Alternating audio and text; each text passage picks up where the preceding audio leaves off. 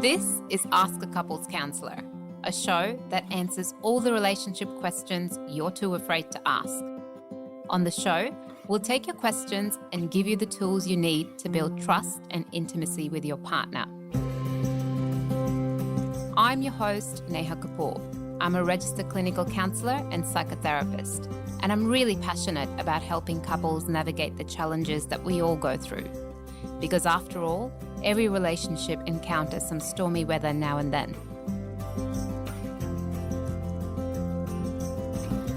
Hello, and welcome to another episode of Ask a Couples Counsellor.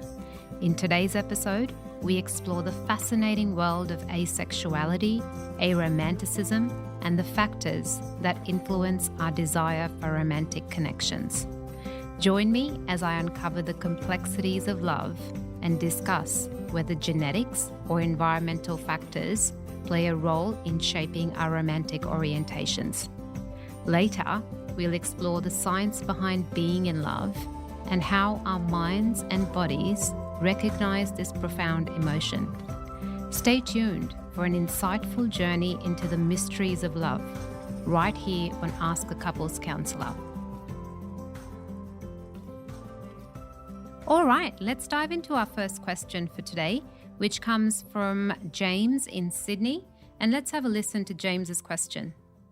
Hi, my name is James and I'm from Sydney. And my question is, what causes people to not want to enter into relationships, both asexual and aromantic? Is there a genetic component or is it purely a trauma response? What an interesting question, James. I'm going to break this question down into 3 parts. So firstly, I'll answer what is asexual and aromantic. And then we'll talk about what causes people to not want to enter into relationships, both asexual and aromantic. And then we'll look at if there is a genetic component to asexuality or aromanticism, or is it purely a trauma response? So let's start with what is asexual and aromantic. So asexuality refers to a sexual orientation which is characterized by a lack of sexual attraction or interest in sexual activity with others. So asexual individuals may still experience emotional, romantic, or aesthetic attraction to others, but they do not experience sexual attraction in the same way as allosexual individuals do. So allosexual is a term used within the asexual community to refer to individuals who experience sexual attraction. So in contrast to asexual individuals who do not experience sexual attraction, allosexual individuals do experience sexual attraction towards others.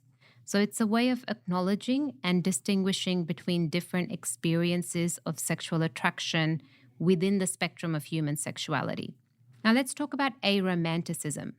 So aromanticism, on the other hand, refers to a romantic orientation which is characterized by a lack of romantic attraction or interest in romantic relationships with others. So aromantic individuals may still form deep emotional connections with others, but they do not experience romantic attraction or the desire for romantic relationships. So both asexuality and aromanticism are valid and normal variations of human sexuality and romantic experience. So it's important to recognize and respect individual orientations and preferences, whether they identify as asexual, aromantic, both, or neither. All right, now let's talk about what causes people to not want to enter into relationships, both asexual and aromantic. So people who identify as asexual or aromantic may not experience sexual or romantic attraction in the same way as others. So like I told you before, asexuality refers to a lack of sexual attraction, while aromanticism refers to a lack of romantic attraction. So they are different. So these orientations are part of the spectrum of human sexuality and romantic experience. So the reasons behind a person's asexuality or aromanticism can vary.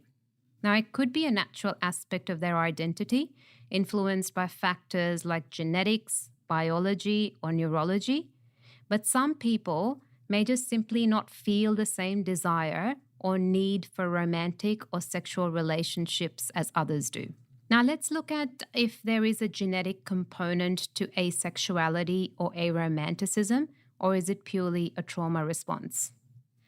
Look, there is a body of research that suggests that both genetic and environmental factors can play a role in the development of sexual orientation and romantic attraction. So while there isn't any conclusive evidence pinpointing specific genes associated with asexuality or aromanticism, studies have shown that sexual orientation and romantic attraction are complex traits influenced by a combination of genetic, hormonal, and environmental factors. And look, trauma or negative experience can certainly impact someone's feelings about relationships, but it's important to recognize that asexuality and aromanticism are valid orientations that exist independently of trauma or negative experiences. So some people may naturally lack sexual or romantic attraction without any traumatic experiences shaping their identity. So overall, I would say that the cause of asexuality and aromanticism are multifaceted and likely involve a combination of genetic, biological, hormonal, and environmental influences. I hope that answers your question, James.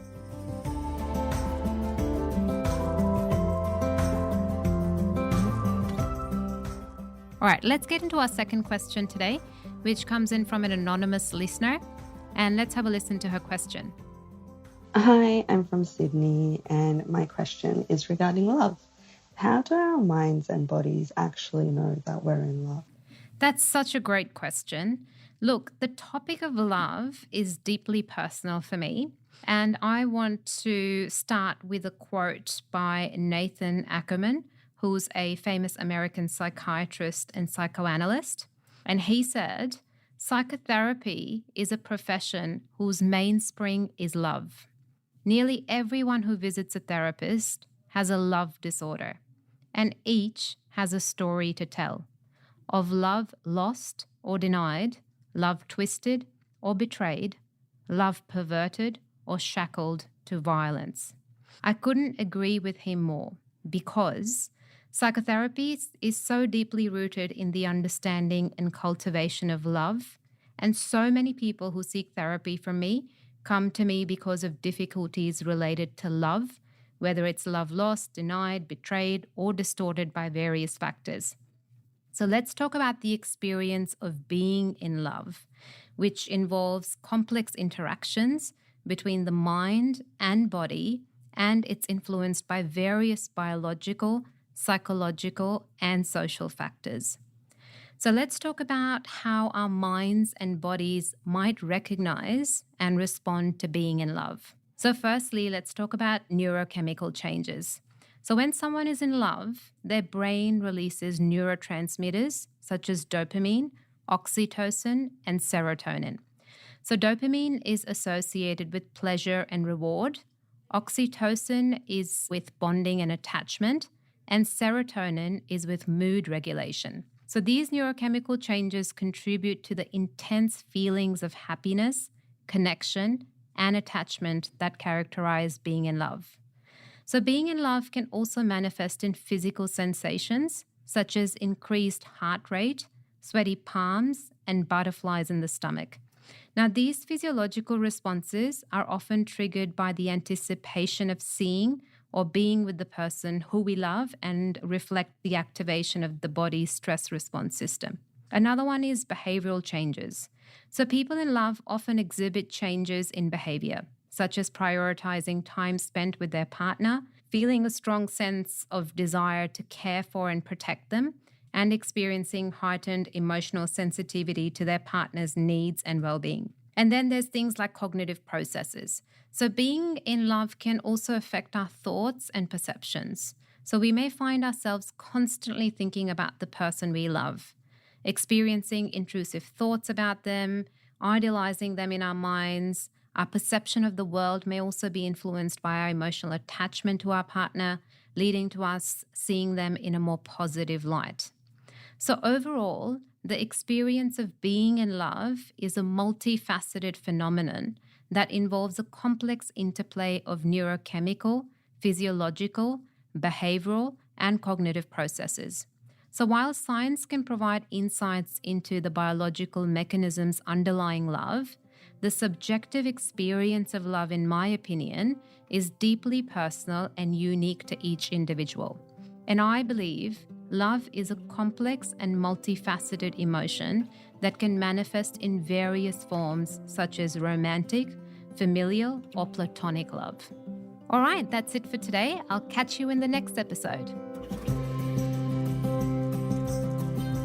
You've been listening to Ask a Couples Counselor, a show that answers all the relationship questions you're too afraid to ask.